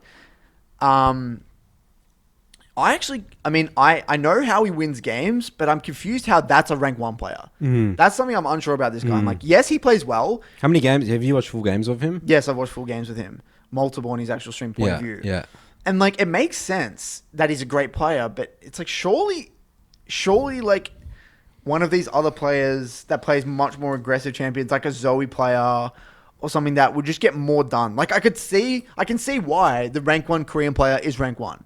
Like the Zoe player. It makes perfect sense to me. And the way he plays makes perfect sense. Early aggression, 2v2 skirmishing. But I do think this guy, so one interesting thing about this guy, this Chinese player, in Q, he's always watching the other games that are going on. He knows all the players very well. He's obsessed. He's obsessed. There you go, obsession. He always he's never just dicking around. He watches on YouTube, watching some funny he's video. watching other high elo games being played. Right? I love that, dude. That gets me so excited. So he really knows who's playing well, who's in queue. How does he do that? How do you do that in queue? You can watch it. You can do it. You can still download and watch replays from OPGG. Oh, from OPGG. You can. Interesting. He does things like, I mean, I don't know how he does it, but I knew you can watch replays of like recent games being played and things like that. Anyway, yeah, he's very, very solid player. Again, just consistent. He's just incredibly consistent. Doesn't overcompensate. Doesn't push the pace of the game if he doesn't need to. Doesn't die to ganks. He's incredibly good at jungle tracking. Whenever I see him play, he's very aware of where the jungler is. He does do the thing, by the way. He pings where the jungler is for other people on the map. He does do that as well. I've seen him do that multiple times. But yeah, it does largely confuse me why he's 2,000 LP and 300 ahead of everyone else in the Chinese super server. So I will do a video on that very soon on my channel, so stay tuned. Very interesting, but it is a mid laner. Now, the only one I can comment, Curtis, is, obviously you spoke about, because none of them right now are junglers, but the Agurin guy I can speak to. Yeah, what did you say about that guy? So who's he play for, Agurin? He was Unicorn. I think he's a Unicorns of Love sub or something, which is so we had a wildcard region sub. I don't know what's going on. So a wildcard region sub player who's rank 1 in EU. For a long period of time this season, dude. Maybe he was just contracted. Maybe he couldn't escape. Potentially is in contract prison, but he essentially invented Conqueror Kha'zix, man. Oh, really? And it doesn't make sense. Is Conqueror Kha'zix good? Yeah. Why? What's so good about Conqueror Kha'zix? You play fights. So what he does W evolve, right? Yeah. So we got an R into W most of the time. And he doesn't play. He definitely doesn't play. He will not accept doing full clears. Kha'zix is yeah. He will always find a way to be aggressive early as Kha'zix, even against Lee Sins and stuff like that. He's definitely very confident on the champion, and it works. And he makes the game messy sometimes, which is weird. It's you want to get to level 6 as Kha'zix, but there's definitely an early aggression point. And at the end of the day, Kha'zix isolate, you can one shot people still, even early game. So not one shot, but you can do a significant amount of damage. So why Conqueror? It helps you in the early skirmishes. Think about that. Yeah. And fights are slow-ish. All right, so let's think about how does he place fights? Walk me through how he plays fights usually with Conqueror Kha'zix with his W evolve. Well, I'm talking more about when you have W evolve, it's mid to late game, right? He's playing fights very slow and just utilizing his ult very well. Right. And usage of E is very good. Kha'zix is all about how you use your E. You can tell a good Kha'zix player from bad Kha'zix by just the way they use their E. Right.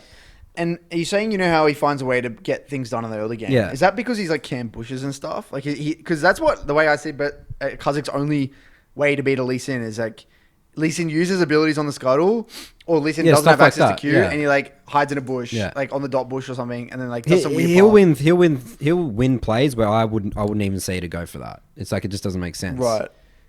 He just knows his limits very well. Limits. At the end of the day, what his ability is, Curtis, is champion mastery. He's insane champion mastery. Damn good at Kha'zix. Yeah.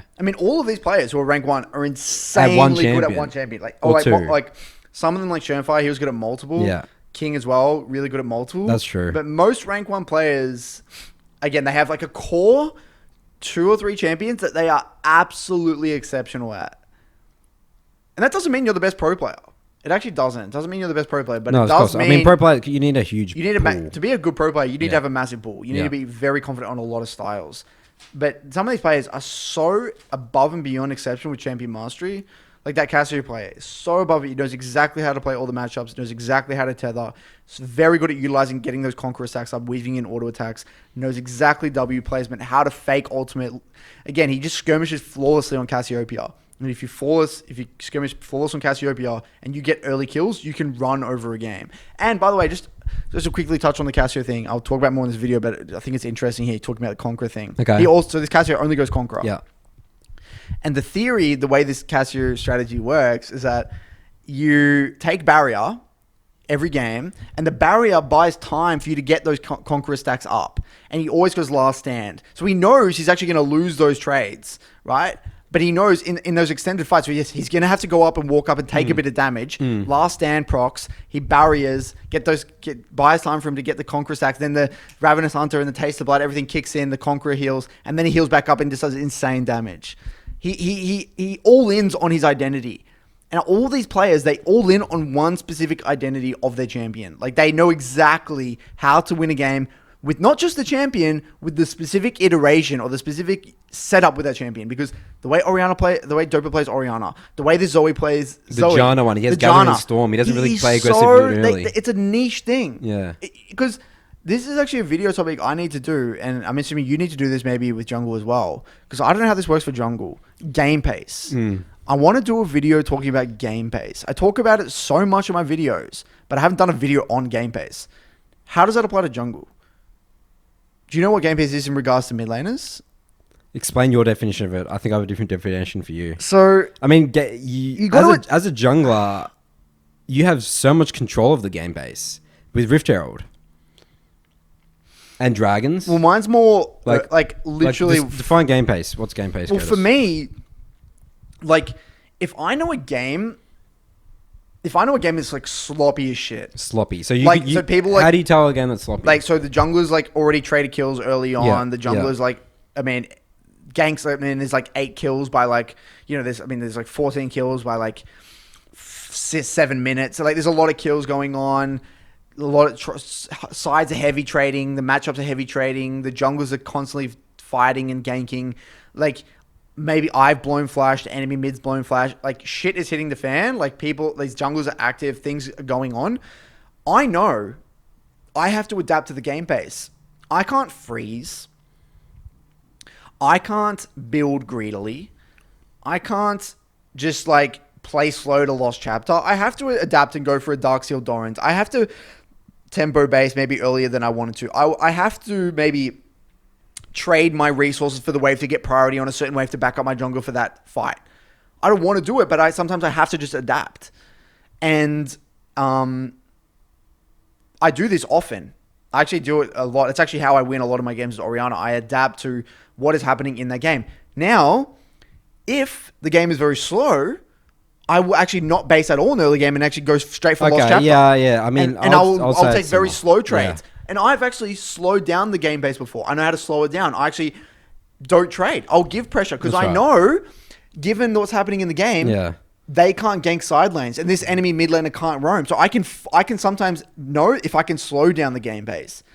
Yeah, I mean, game pace is dependent. For a jungler, it's like, okay, if flashes are burnt, I need to go and re-gank that, But if I'm like past, like, if I'm 2 clears in and the enemy jungler hasn't done anything or I haven't done anything, I'm going to be more inclined to just continue to full clear. But the game's going to be it's going to be like the score's going to be 0-0-0. Because I know that if I gank, I show here and I could lose a lot. Because I show I'm not even going to get kills. All I'm going to get is sums. And I need to weigh that up, Like, it could be worth getting the flash, but it could not be as well. But do you ever play a game where you're like, okay, the laners are heavy trading, like bots already duo killed each other. Yeah. Tops like maybe they've like blown flashes like in Aurelia versus a Camille. A fast game pace. And then like you have to like skip camps and do things. Like, of course. That's just game pace. Isn't that just game pace? That's a fast game pace. And you adapt your jungle path for that. Well, you have to because or someone stuffs up a wave, you got to help them. Right. But it's more dependent on what the laners do. Yeah, but you can also be the one that speeds it up. It's like, okay, I'm Rek'Sai, I do red, Krugs, Raptors, and I level 3 gank. That's what Elises do, right? Elises just always speed up the game pace. That's your champion identity to make a fast game. You need to close the game out quickly. Right. Or Olaf, I do a full clear, but I want to contest both crabs ideally.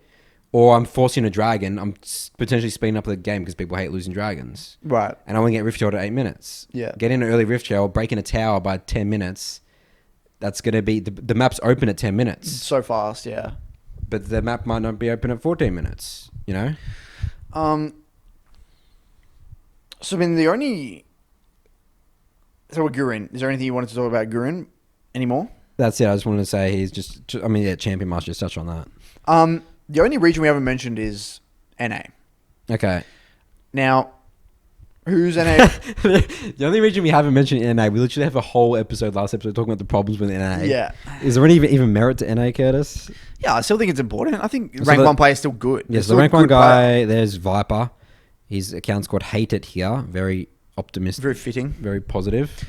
And he plays for Dig. Dignitas Academy. No, he got into the main team. He played it in LCS. Yeah. But he's 2 champs. He's like a 67% win rate, which is interesting for the 30-40 rule, Curtis. 70% win rate. You can't... I still think my theory is you can't have a 70% win rate to rank 1. So he's even the hitting around Janna it. player, he doesn't have a 70% win rate. Yeah. He plays Riven and Silas. Dude, is Riven a good champion, man? Do you enjoy playing with Riven, Curtis? I hate it. Or someone just needs to be insane with it. I mean, there are some good Riven, like really good Riven players in Oster has been. There's that Surdy guy. He used to play Riven and be really good, but I think it's just dog shit in this meta. I know, but he's rank 1, man. I mean, even the rank 2 guy, Revenge, plays Riven. No, he doesn't. I've seen on his game. Look at his match history recently. I'm actually going to look it up right now. Look, if you look at sorted by SoloQ, go to Revenge. Look at his last 2 weeks of games. He has quite a bit of Riven. I'm just in denial, Curtis. Look at it, man. I'm Leaderboards. never bullshit a bullshitter. Alright, so Haiti. Oh, he actually has a 69% win rate, dude, on Riven. Look at that. That's insane. Over 77 games. Dude. Holy shit. Did he duo at all? I don't know. Interesting. I don't know. Probably. And then Revenge. Yeah. Yes, No, Nathan. I know. no. Yes, I know. There's Where's nothing. the Riven? But look at the SoloQ games recently. Click sort by rank SoloQ. Sort by rank SoloQ. Yeah. He's playing like Wait, where is 4 it? fun games here. Sort by that. Now look through. Riven. 1. 2, 3, 4. It's in one page. He's got 4 games of Riven. Yeah, but look at these. Look at these. The champs he played is J Solution, Camille. Where's the Riven here? I'm not saying. I'm saying he plays Riven. I didn't say he's a Riven main. Okay, well, I'm saying that this guy's a Riven main. I'm surprised that he's rank 1 and he's Riven main. Right. That's my point. Oh, all right. I thought you're saying he doesn't play Riven. I said he does play Yeah, Riven. he does play Riven. I'm accepting it, but it doesn't look So like that he means got to Riven. No, that rank means 1. Riven is a decent. Has to be a champion that they prioritize in NA. This guy's not even a Riven player and he's playing it, which is interesting. I mean, I actually don't know Revenge. Maybe he's a Riven player on another account. I don't know. Well, on this account again, he didn't get ranked. He This didn't get account- ranked 2 by playing Riven. Anyway, I don't know. I actually don't know much about this Viper guy. I mean, obviously he's a very good player. And we're not top laners. I'm not a top I laner. haven't watched I haven't his watched his stream. I haven't watched his gameplay. I'm not going to comment. And before that, it was Panzer Dragon, a jungler. Do you know much about him? Yeah, I mean... What do you know about him? His Nunu was good. He played Phase Rush Nunu. So champ mastery with Nunu. Champ Mastery. His W's 1 point. Good game sense. Very high pressure. So he's a high pressure jungler. Yeah. Well, Nunu in general. I mean, it's just like usage of W. Nunu is your W. That's your champion. Yeah. And he had very good game sense with it. It's like... And he knew how to, like, who to prioritize who the win condition was, Correct. essentially. Yeah. Yeah. Interesting. So, yeah. Nunu is another champ that can be very creative with ganks. You can do It's level got 2, game sense stuff, dude. level 3 ganks. You can do full clears and stuff, can't you? You can do everything. Yeah, you can do that. I mean, ideally you don't do full clears. ideally not. What he would do is Red, Raptors, Gromp, and it's like the fastest level 3 gank you could possibly do. Red? Raptors, Gromp. You get level 3. So why is it because you do Raptors fast? How do you? Yeah, you literally do Raptors in 2 seconds. Is that right? because you do the snowball? If you do eat? to eat, and it's literally dead, right? Right. And then you You're like Hunter's Talisman, right? Yeah, then you Hunter's Talisman, and then you walk, and it's the way you walk, like because your W cooldown's not off yet. Yeah. So like by the time you get to Wolves, your W's back up, and you Oh, get so a you huge zoom around snowball. and straight into the Gromp. Because of the Gromp, and then you can consume Smite. Oh, one shot. So what time's the gank at top? It's like top of mid. Top or mid, or like the other side of the map. It's like at 235, 240. Wait, he would dude. sometimes skip blue. Yeah, you always skip blue. You gank straight away. Oh, It's you a- gank. That's what. No, That's but you the said the other side of speeds. the map. You said he won't. He actually go bot sometimes. Well, I mean, which side of the map are we talking about here, Curtis? Think about it. If you do red, he would always do red Raptors. If he was on purple but side. what I'm saying, I said he's either going to gank mid or top, and then you said On blue side, correct. right, yeah. On red side, It he'll could be gank bottom mid or mid, bot. yeah. Yeah. And then what time's the gank? Do you know? Because usually, I can't remember, but it's incredibly fast. I never know timings. It's like Because 240. It's yeah, literally like 240. no, 240 is standard, dude. That's super standard. Because for me as a mid laner, I always try to I ward must be around. 230 then. I always try to ward around 230 because I know junglers can be Okay. in the river by around 230 to 240. So if that's fast, I would say a gank would have to be like 220 or something. 225. That's okay, fast. I don't think it's that quick. Okay. Oh, it would be close. Maybe Or it is. 230 on the dot. If you he's get a bot ganking leash. 230 on the Yeah, dot, I think it's 230 on the dot. that's like fast. Yeah. Because usually I ward by 230, knowing that's just before I know that they're Okay. just heading into river. Yeah, I got to check that. I Okay, never that'd know be timings. interesting. But it works, dude. I get ganks. You get ganks off. So I play Nunu the same strategy, and it just works really well. Screw Nunu, dude.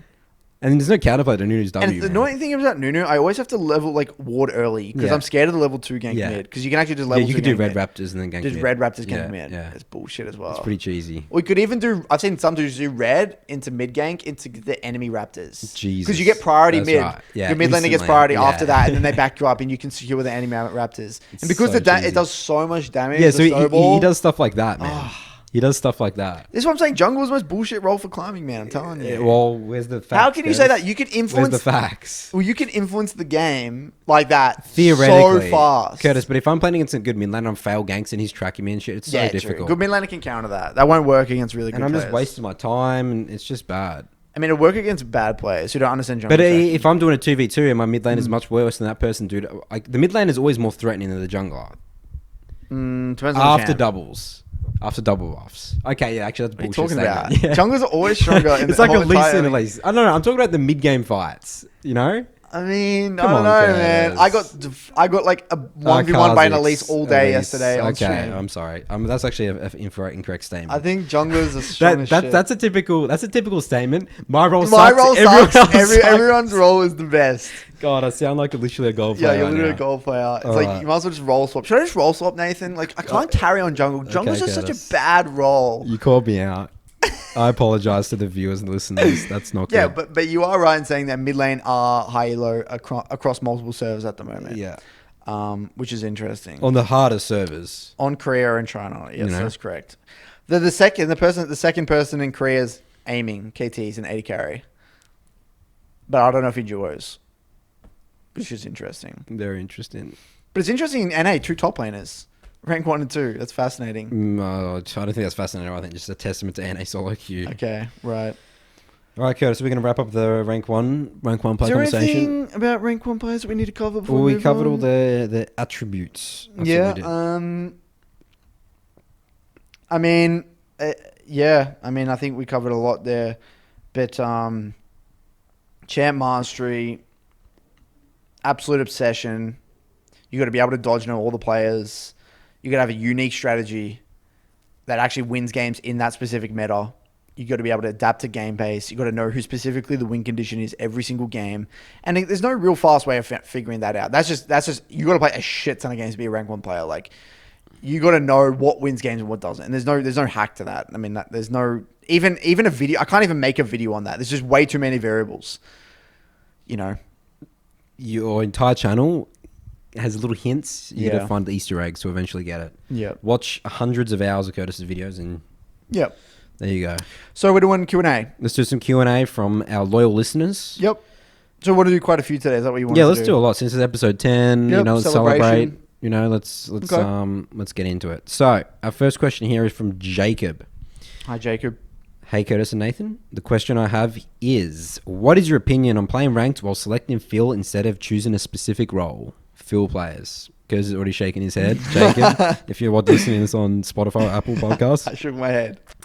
I personally quickly get bored of playing the same role champions for several games in a row and pride myself on the flexibility I have as a player to play competently in any role. But how detrimental do you think this is to my ability to climb? You see how he actually used the word detrimental, so he thinks it could be a bad thing. Yeah. Do I need to buckle down, suck it up, and just pick 1 or 2 roles and or narrow champ pool? That's his question. Jacob, we're going to have a tough conversation here. This is a tough conversation. You are significantly hurting your chances of climbing. We just talked about champion mastery and identity for Phil 30 minutes. Is the fastest way to both stunt your growth as a player and stunt your LP gains. Average at nothing, master of not. Wait, how's the Quake go, Curtis? Average at nothing. Is you're a jack of all trades. Jack of all trades, that's right. Or you're a something. Something. I had it in my head. I was literally there. You just butchered a word. Average. Would you say? Average at nothing, master of all. You get what I'm coming from. Yeah. So you average at a lot of things. You're a master of nothing. And let's just think about that statement: average versus mastery. Which one's going to get you higher? League's all about champion mastery for multiple reasons. Let's actually get into this specifically. Let's get into champ mastery, details. Probably one of the most important aspects of the game. Yeah. I mean, the way I like to view champions in League of Legends is that champions are merely a tool. Champions are merely a tool to win a game. Okay? You don't win a game of League of Legends because of you being it's not a player winning the game. It's like, sorry, the way to phrase this, it's in my mind, but I don't know how to articulate it. Okay, just so what I'm trying to get at here, just split it out. Split it out, Curtis. Go. You got to view yourself as kind of like Pokemon. View this. Okay. Imagine when you play Pokemon and you're leveling up your little Pokemon, and then you have, some of them you're going to fight with all the time, so they're going to be higher levels. Yeah. And the more time you put in and fight with those Pokemon, they're going to get higher level, they're going to evolve, learn new abilities, and they're going to get stronger and stronger and stronger. If you sometimes going to like a gym when you're doing the gym battles and trying to get your little badge and everything, it's better just to have like 3. There's like super, super strong ones, and then it's like they just run over everyone. You just dominate, get like a level 100 and they just dominate everyone. Yeah. And just have like 2 or 3 of them, rather than like having all average low ones, because they're just all gonna lose. They all die, and you got to keep sifting through them. Yeah, they just all lose. You just get destroyed because you can't kill that one big one. That one big one's just gonna obliterate your whole team. That's a good analogy. I think you articulate that well. And one thing you got to view, yes, the player itself may be excellent. Ash Ketchum, you know how to use all your potions properly or whatever it is. I don't really play Pokemon. I haven't played since a kid, but you can be the best Pokemon player. You may even be the most knowledgeable. But when it comes down to execution there, again, you got to have those really strong Pokemon in order to win the game. So it's better to be very good at 2 or 3 and then just average at a bunch, because it's going to help you win. And it's not about how good you are as a player. It's how good you are at those specific champions. And another interesting concept is you actually learn more about the game through the champions. I talked about this in one of my videos. It's kind of like the traits. You explained this really well. Remember in an MMO? In an MMO, yeah. So the skill trees. So once you play a certain amount of, say you play 1 to 30 games with a champion, you've maybe got like the first skill tree available in an MMO. And then you get like to level 30, so you get past level 30, and the whole next skill tree comes available. And every game you play, you get like a skill point. And this skill tree. And then you get to 80 games played, and then a whole nother skill tree becomes available, in which you didn't even know these were a thing. You didn't know these existed. You didn't have access to even improve these aspects of the game before you reach that mark, before you get to the 80 games played, or the 100 games played, or the 120 games played. And you got to have those amounts of games played, because that's what's going to allow you to be a better player and learn more about the game. And you're going to be able to, one other little thing here. If you are very, very good at the champion, the amount of time you have to think about your champion micro is so little now. It's all muscle memory. So all your brain power can go all towards, side lane, jungle tracking, side lane awareness, macro objectives. At that point, it's not even playing your champion. It's just winning the game, collecting information, because you don't have to. You can focus on other things rather than actually playing your champion. So you can focus on winning the game rather than playing your champion. Yeah, that's it.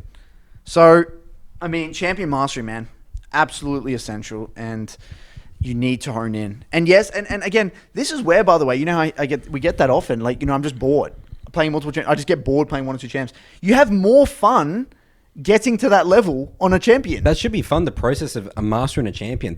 If that's not fun for you, then probably climbing's not for you then. Yeah. Then you can just be like a 4-fun player in like ARAMs and normal games. Yeah. And that's fine. There's nothing wrong with that. Right. This is where you got to connect with your goal. Like, what are you trying to achieve? We talked about that before. It's like, yeah. But I do actually believe you have more fun getting very good at a champion than just being average at all of them. Because you just unlock so many more things about the game. I always say a challenger player makes a champion look like they have literally extra abilities and damage, even though it's the same champion than a gold player. Yep. Because they've mastered a champion. Yep.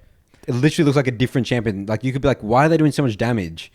Lee Sin's a perfect example. Lee Sin's probably the most obvious champion where you literally just do more damage if you just understand. You know what I mean? Like, you can just tell the difference between a good Lee Sin and a bad Lee Sin instantly by auto attacks and weaving abilities in between it. Okay, are we happy with that? So, yep, Jacob, you basically were hinting at it with your question. Let's be honest, yeah. Using the words detrimental and be like, should I go to 2 roles? It's like, you know the answer. We're just giving you permission now. So, what are you asking for permission? We're giving it to you. Go for it. You can't be a full player and think about climbing here. You can be a full player again, as you said, have a full fun, be a full player. Yeah, but you're not gonna improve as much. All right, next question here from Grant. So, hi Grant. Hey, Curtis Nathan. Grant's a new-ish player and is wondering whether we recommend him picking up champs to get better at a specific skill.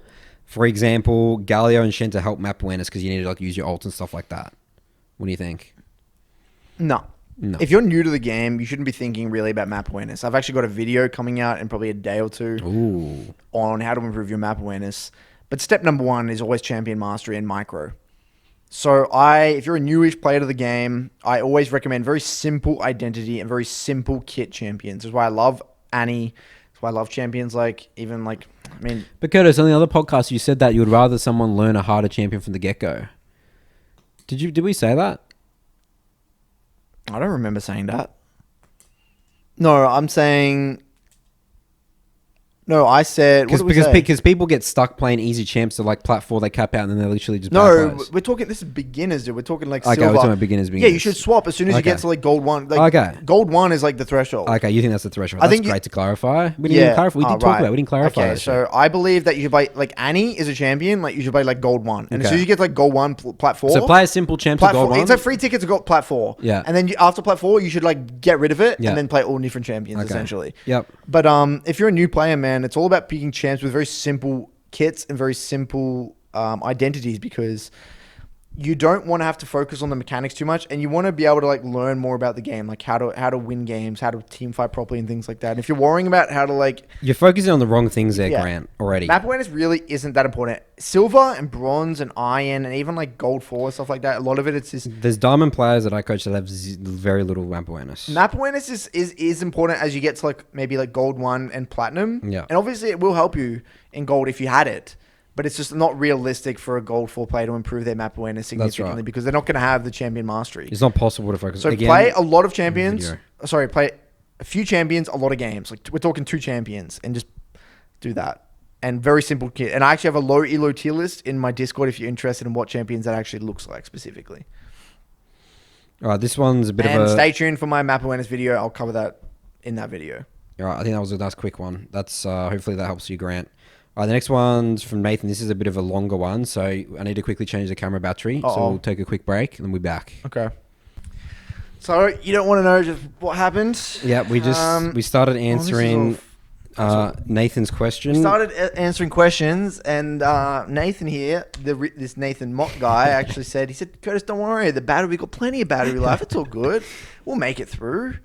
And anyway, we scavenged together the last batteries. Where did you get those batteries? They're literally the old batteries from this, but it literally has 1 bar left. So it's about to die. It's about to die. So we're gonna pound through Nathan's question again, and then we're gonna wrap it up. Swear to God, if this dies again, I'm gonna lose my fucking mind. This is called. I had such a good answer. I know we had good answers. That question. All right, we can reiterate it for Nathan, and then we're gonna have to wrap up. All right, answer it again with Nathan.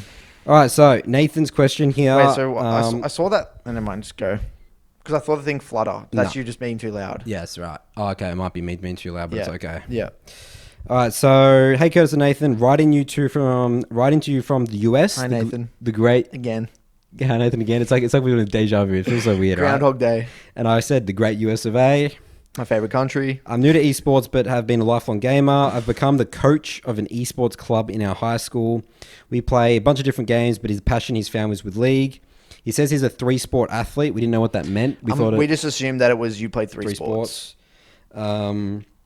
And Nathan's found a bunch of parallels between team sports and League of Legends. Yep. Picked up the game as soon as he found out he was coaching it. So, he's trying to learn it to help his team. Which confused me because I didn't know how that works in high school, is that you're just a teacher there and then they assigned, we've got an esports team, so you have to be the coach. I'm assuming that's how it works, but correct me if I'm wrong. Yeah, it'd be good to hear your story, Nathan. Did you just randomly play League because you were a game? Oh, no, he says he's a lifelong gamer. Oh, that sort of makes sense. So maybe he volunteered. I want to be the coach of the League of Legends team. He just chose League and he's loving it. Yeah. So he's learning the game. He says, since you both have coaching experience within esports, what I need to be doing to create the foundation to build his students into great gamers, great communicators, and great decision makers? I love that. Such a good question. It's a great question. And it's stuff that we're still trying to learn, through our content and that sort of stuff. So where we kind of went last time I answered this. Well, I started with my initial word that came to mind was teaching responsibility, because responsibility just helps you grow. So it forces you to grow. I mean, responsibility helps you in every aspect. I mean, it's one of the biggest. I mean, it's probably one of the best things you can take in order to take responsibility. I mean, it's such a powerful thing. You have to put your ego aside. You have to focus on the facts. You have to be very logical. It helps you grow as both a person in and out of game. Yeah. It's just perfect. It's just the most perfect thing. That's what League of Legends is great for. And then how do you teach responsibility, Curtis, in League? What does that look like? You answered this really well just before. So when I heard this question, it reminded me a lot about my philosophy with coaching overall, both, as a coach myself now with clients, but mainly when I was a pro coach, coaching pro players. Fuck. Oh, no, it's all good. We're good. I thought I didn't need it. No, it's all good. Go on, Curtis. So yeah, my philosophy essentially is a coach, which is a little bit different to traditional. Stop looking at it. You're freaking me out, okay? Go on, Curtis, go. It's too late. You're going too close to your mic. My bad. Fluttering. Yeah, go on. Dude, you're putting me off, dude. I'm sorry. You were on a good train of thought. I just ruined you. You're fucking with me. Okay, you're talking about... Stop. Why are you talking so loud? Why is your beeping? I don't know. Because yours is too loud. I'll change it a little bit. There you go. How we good Nathan's trying to listen here, and you just yelled at the real Nathan over there, the cool Nathan, and then you're just dicking around here. Here comes trouble.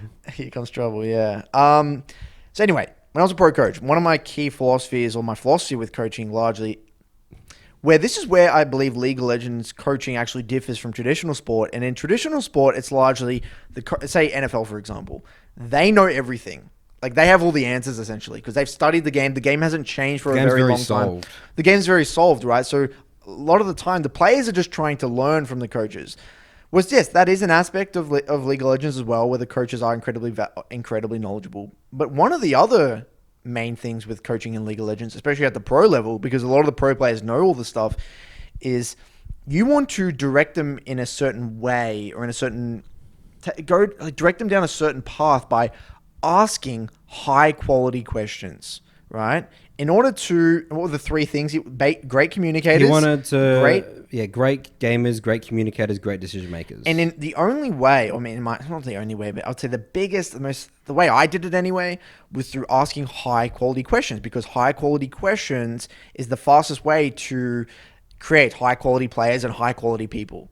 Now, the reason this is incredibly important as a coach is because most reviews for players end with, I made this mistake because my jungle fed my lane, or my bot lane, got behind and the enemy support roamed and I just died to a roam. It's their fault. Or it's very easy to not take responsibility and go on the defense because it hurts my ego. It's the easiest solution, and I don't have to get into the review. I don't have to get into the details, right?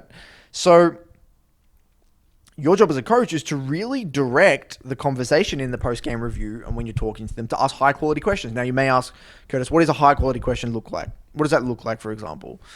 Well, I actually have, if you're interested, go to my psychology playlist on my channel. There's some of the videos there in terms of the climbing mindset, in terms of tilt and that sort of thing, and I talk about some of the questions you can ask yourself. But off the top of my head, things like this. Hey, Joey, yes, this was an unfavorable skirmish or a team fight. But how did you contribute to this? Did you not call that the enemy mid laner didn't have flash, or did have flash? Did you call that you didn't have ultimate way in advance to tell your team that this wasn't a favorable fight? Could you have actually called off this play in the first place, knowing that it wasn't going to be a good fight? Or how come you didn't in the first place? Get them to really figure out how they contributed to bring about this unfavorable situation. Yes, you may have died to a gank, right? Which, for whatever reason, happened.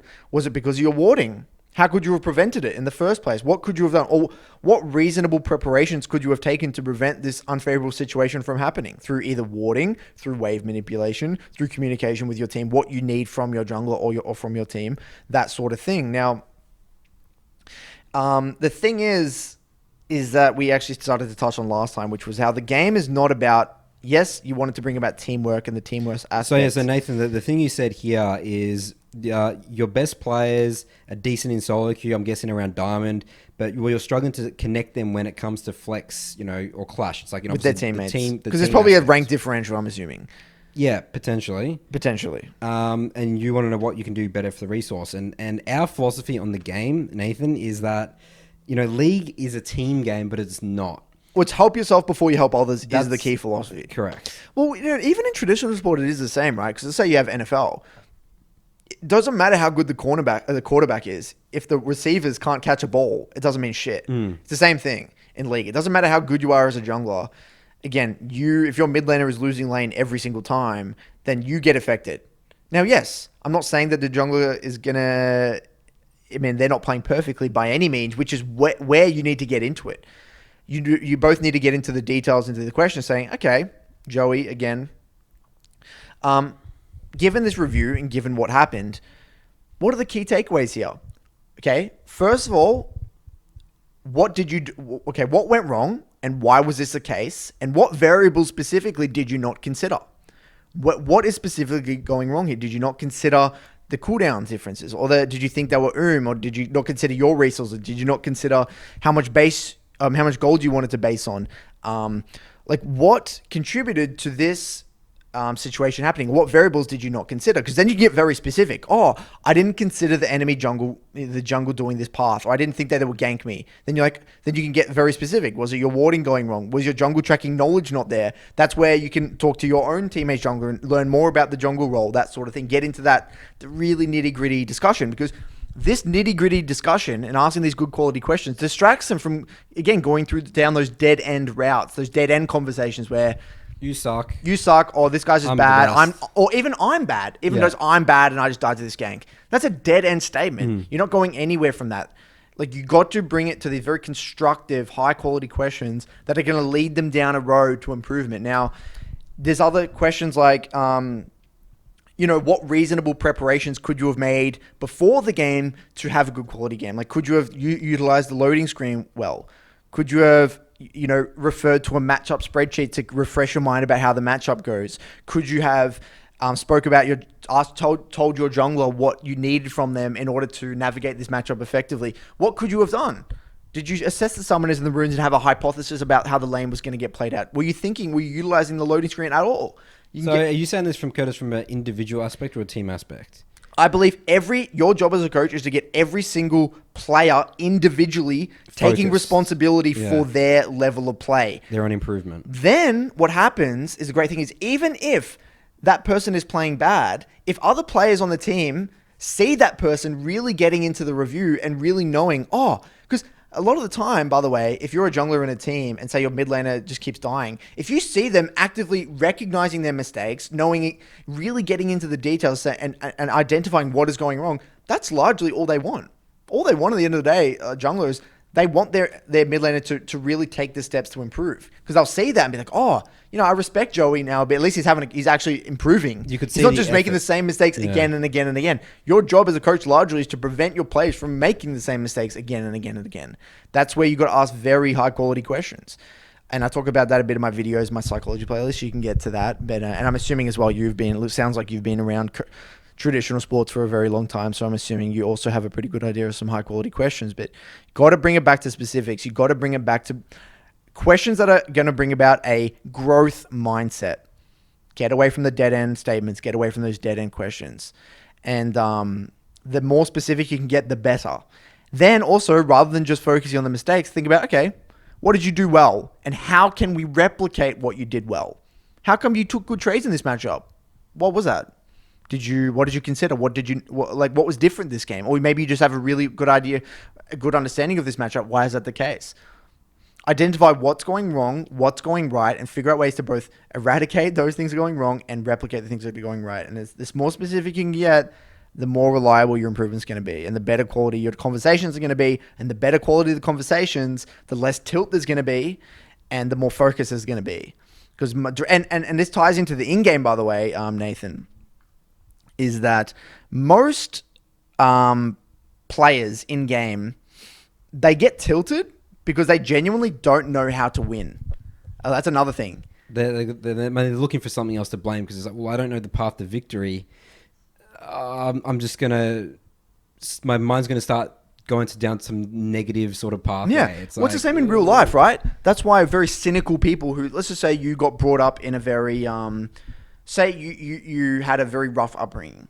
and you don't know how you're going to make it out, how you're going to become successful. A lot of people go down that dark road being like, yeah, I mean, what's the point of life? I mean, there's no way out. And they become extremely cynical and they become toxic people because they just don't see a way out of that situation. And the way you get out is you help them see those options, allow them to, in a weird way, help them see that they are doing certain things that are not increasing their chances of being successful. Yes, it's all the small details that add up. Maybe it's their self-talk. It's the friends they're hanging out with. It's the area that they're living in. It's their daily routines. Like, you can get them to figure this out themselves through, again, high-quality questions. You got to really lead that discussion. That's your job as a head coach a lot of the time. So get into the discussions. Make sure your mindset, by the way, as well, Nathan, is how can we make sure that every review, we are getting the most out of every single review. That's what your goal should be as well. How are we getting the most out of it? It's going to take time and practice. And have a cracker. Experiment around. No, it's not solved. Experiment. Maybe some questions. This is a question pro players and pro teams are still trying to figure out. How do we get the most learnings out of our games, our reviews? And one of my favorite questions, another one, last one I used to ask players, we love this one, Nathan. Is this your best self? Was this your best self? Can you do better? Yeah, was this your best self? And so if it was your best self, great. Then at least we know where you're at. All right, I think that's perfect to end it there, Curtis. I'm absolutely terrified. Yeah, what are you doing, man? You're so scared. You're on edge. I know. So sorry, guys. This incompetence here. This was a disaster. I'll make sure to never get in business with this sort of person again, but it's all good. Well, that was episode 10. Episode 10. We will continue answering the questions. We wanted to do more, but we're going to do so many questions today. I know. We had lots of others, but it's all right. We can get through them over the next couple of episodes. Curtis, we've got plenty of time. We've got 990 episodes to go. Hope, when it just cut out, hopefully it saves still. Yeah. That's what I'm shit scared of. Yeah. I swear to God, if it didn't, I'm just done with this podcast. I'm just quitting right now. Yeah. Anyways, we'll figure it out, and let's just all be calm, relax, and just have fun. All right, everyone? All right. Thanks, guys. We'll see you in BBC episode number 11. All right. Catch ya.